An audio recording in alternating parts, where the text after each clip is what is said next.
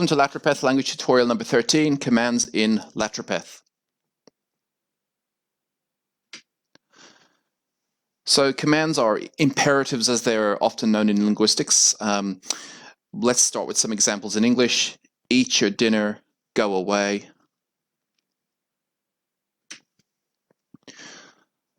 Imperatives in Latropeth, which we'll now look at, are formed with a second person singular or plural personal pronoun prefix on the verb and by attaching kaya as a suffix following the verb root.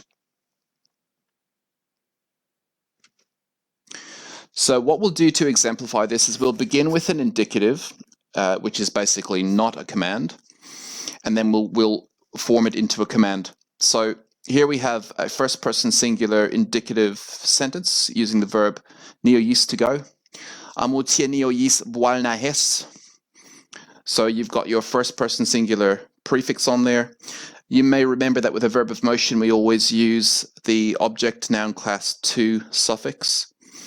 I hope you also remember that gen, which appears there under yis, stands for the general verb ending, which your general indicative sentence would have after the verb root.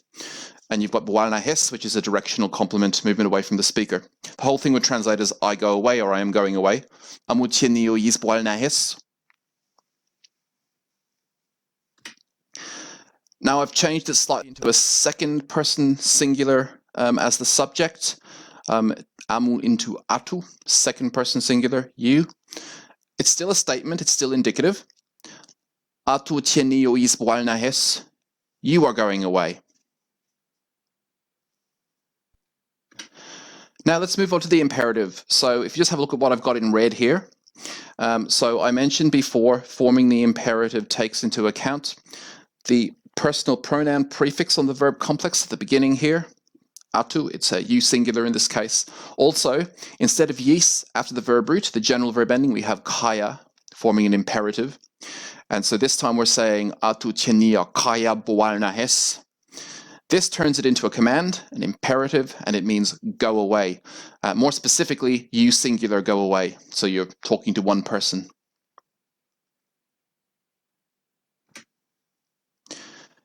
Now I've changed it into second person plural, so it's you plural, yous, yaol. In English, it's not really differentiated in the pronoun form.